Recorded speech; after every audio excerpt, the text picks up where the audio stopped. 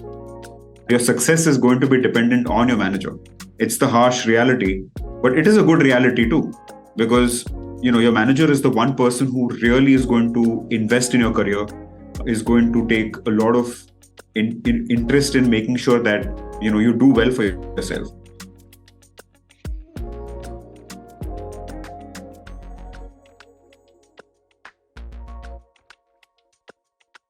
Hello and welcome to the People-Led Show.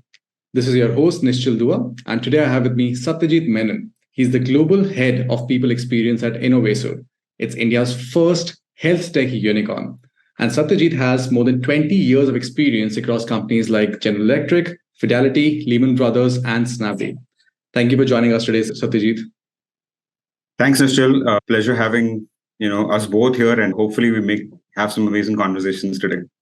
That's what I'm looking forward to. And I think there's a lot to be unpacked today about employee experience, employee engagement, the tactics and the strategies. But before we get into that, I would love to know, what is it that you like outside of work? Yeah, so I'm an accidental HR person and started my career actually flying planes. I had, always had this passion of being a pilot. I consciously wanted to be a part of stunt flying as opposed to carrying passengers inside a plane. So I think my true journey of an individual contributor started there. I also enjoy playing the guitar whenever I, have the time to. I've been a football fan since the age of 10. That's exciting. I think I've heard a few of these things before, but I've never heard a pilot in the role of a global head of people experience. What is that you can learn from all the knowledge and experience of flying planes? Yeah, I think one of the things that I could take away from my journey as a pilot was the profession of flying entails a lot of decision making. But then that decision making also happens through, you have to follow a set of logical steps before arriving, to that decision. I mean, God forbid, even if there's a plane that has to crash, or if there's an exigency that takes place, to get to that exigency also, you have to follow a set of steps. And I think that that ability to just make decisions and at the same time have a contingency plan if plan A fails. So I think that's the second aspect. And the third aspect is really committing to yourself first before you commit to anybody else. So I think that sense of discipline, really making decisions logically.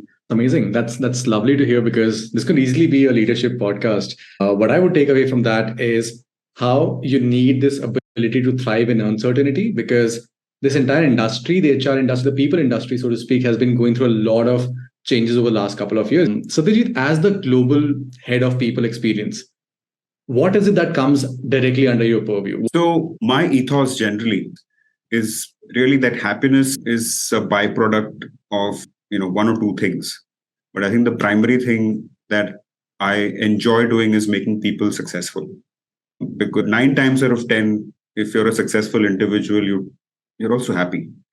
But in an ecosystem like ours, where people interview and then they come and join a company, it's not really for the free coffee or the TD tables and the remote working. It's really about, if I join your organization, can I make a career out of myself?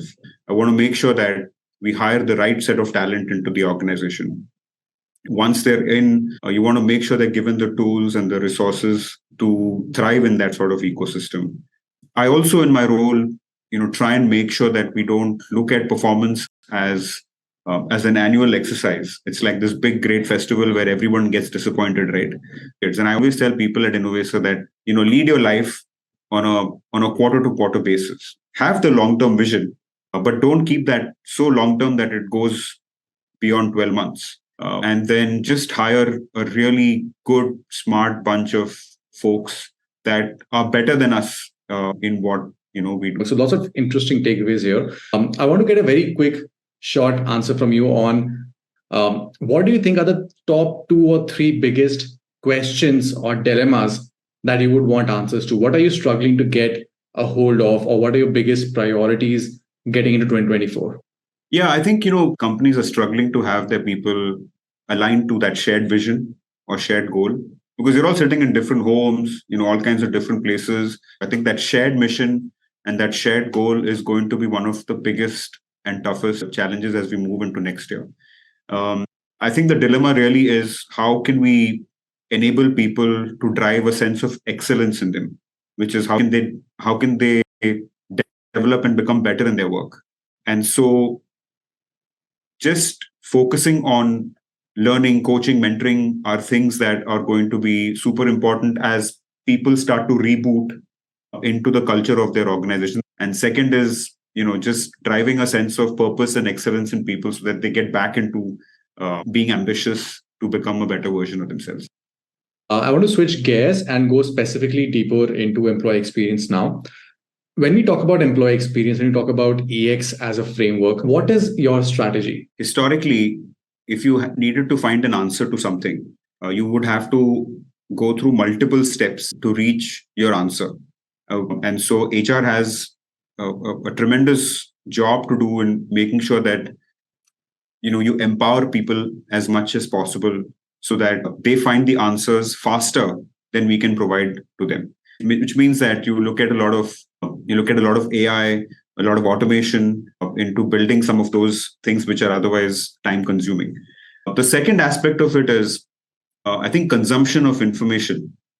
So I think just making sure that everything that we show to our people as an experience is more illustrative than being very literature focused.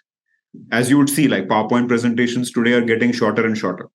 And I think the third aspect of it really is in terms of moving towards conversation, because that enhances experience more than emails. And so it's, we, at least at Innovaccer, 80% of our employee experience and engagement is centered around having conversations with people. So I think those 2-3 things are like super vital for us.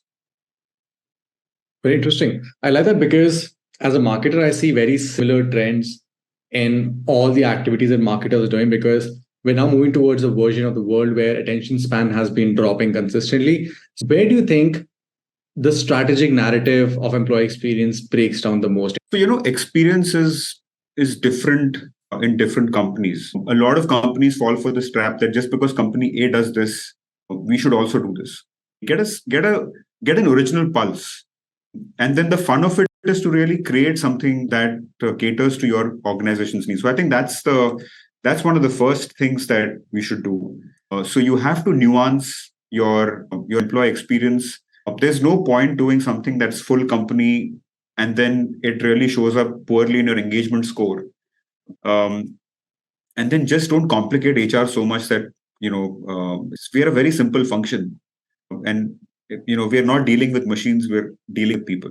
Very, very interesting nuggets that came out of here. Something you mentioned in the beginning was, how do I identify the original pulse of my people? How do I find the types of people, the triggers? So what exactly are the listening mechanisms that you have, and how do you ensure that you stay in touch with the on-ground reality, the grassroots, so to speak? So we follow a 3-step process, and that's basically self, and then there's team, and then there's leadership. The self is a far more straightforward approach where we ask people 8 to 10 super critical things which we feel will benefit an individual personally. And then we take all those responses that we've received from a self perspective, and then we run it past with the whole team. And then we interview and ask them the reasons behind why they would have picked an answer like that. And then once we've collated all of those answers, our leaders play an important role in also interviewing the team at large, because the questions are a reflection of that specific leader.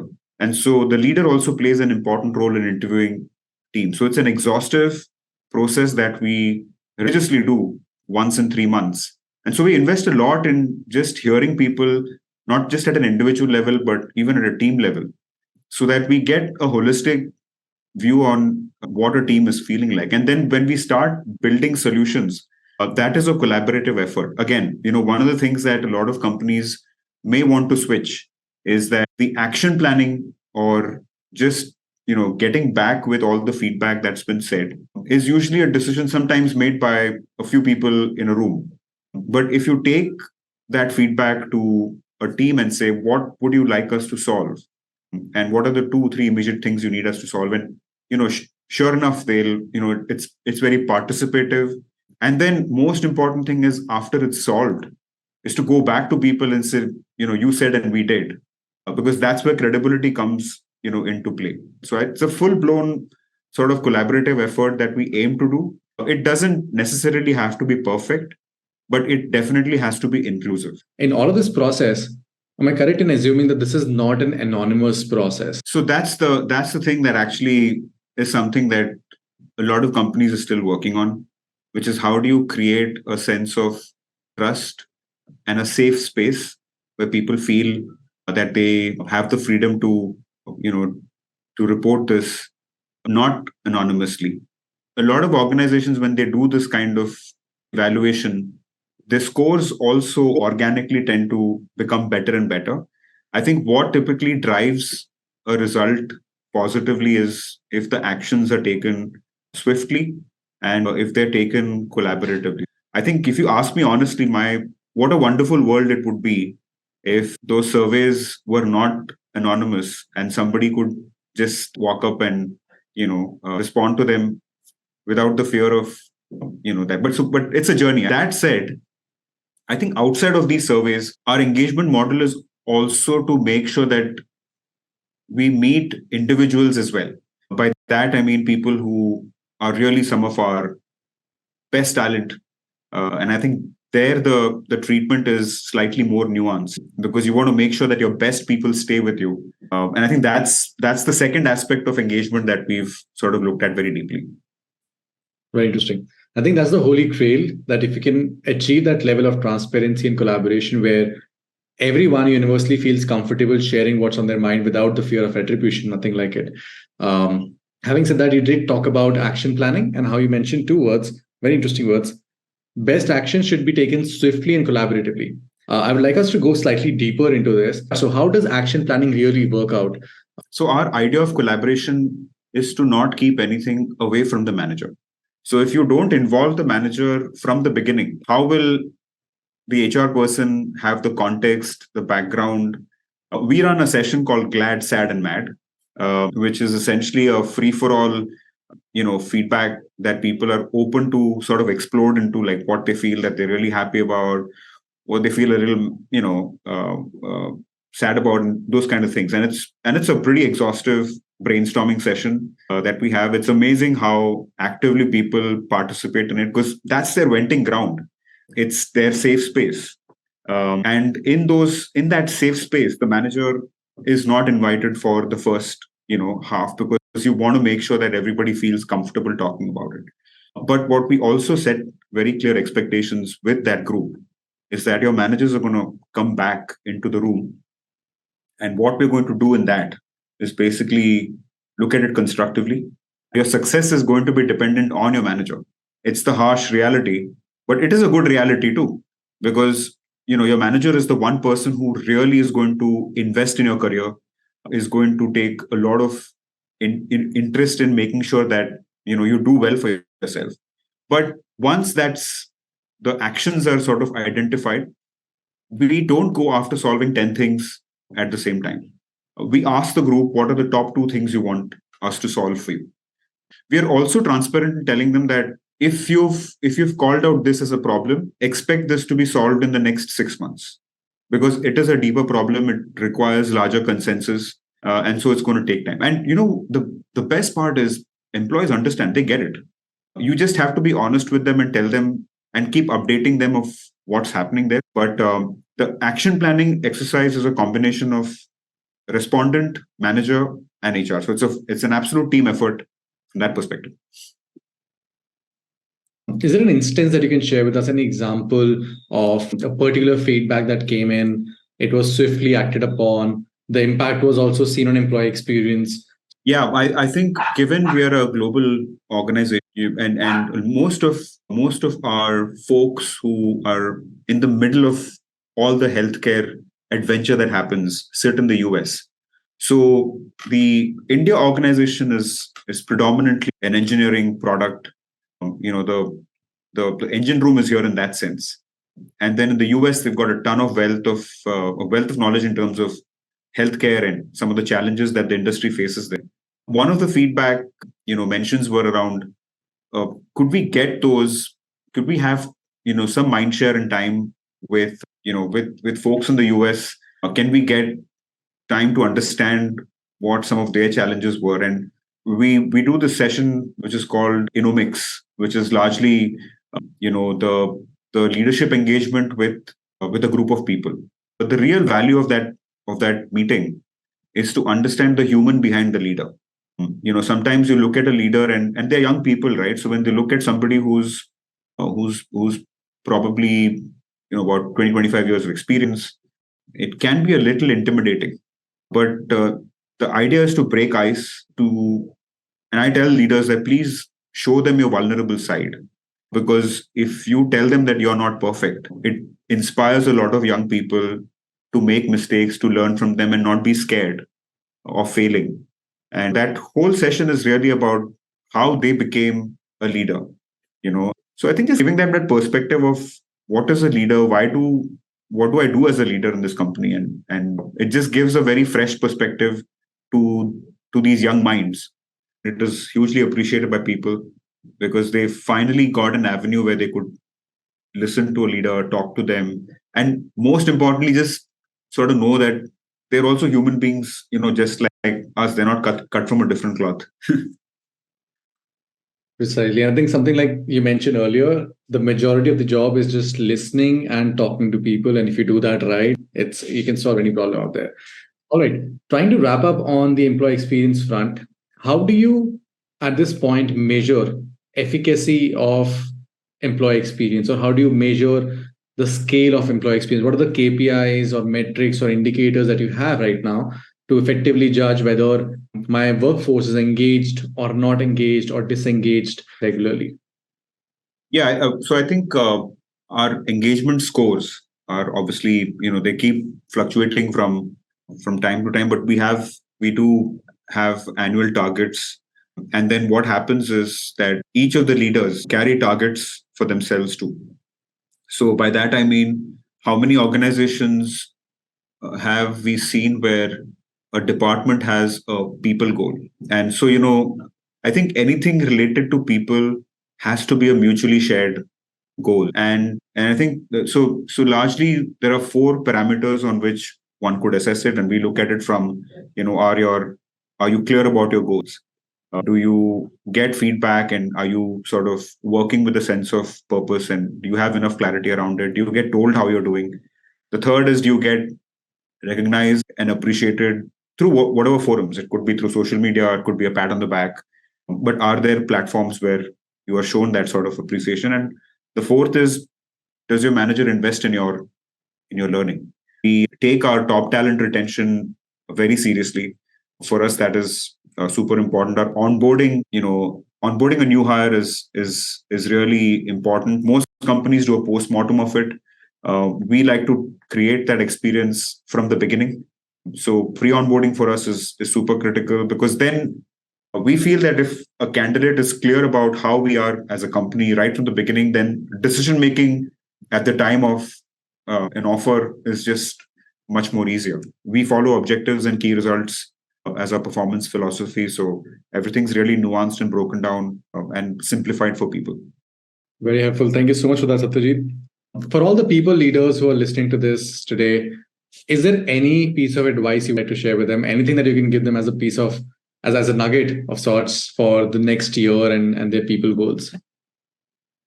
Yeah, I think, having worked with talent for the last 23 years, the only thing that has changed, like for example, I started working in 2001. It's largely the same issues that are there even today. The only difference now is that if you truly are treating employees as partners as opposed to employees, don't think they're naive. They know everything. The world has become not just flatter, but it's become smaller. So, you can sit here and know what it takes to build a business in Estonia. So I would request, I think as leaders, we've got to treat the workforce of today and the future as partners. And you don't have to do any brand building. You just have to make sure that your employees advocate everything for you. You just have to treat your employees with respect, make them your partners in the decision making process, and magic will happen after that. You treat them with compassion, look at them as your partners, and your organization will just be working wonders from there. Right on, Satyajit. Thank you so much for that. I think that was helpful. This entire discussion with you was very insightful. I've got 2 pages worth of notes with me right now. Once again, thank you so much for joining us today. And for everyone who's listening to this, I would really advise that you look up Satyajit on LinkedIn. He keeps sharing what he calls Satyavachan. These are slices of work-life balance advice. And it's very interesting to see his take on LinkedIn. So definitely try and find him there and follow him there. Satyajit, thank you so much for taking out the time and talking to us here today. It was a pleasure being here with you, Nischal, and thanks for having me. And for all the viewers, wish you a fantastic 2024. And may you chase success after excellence.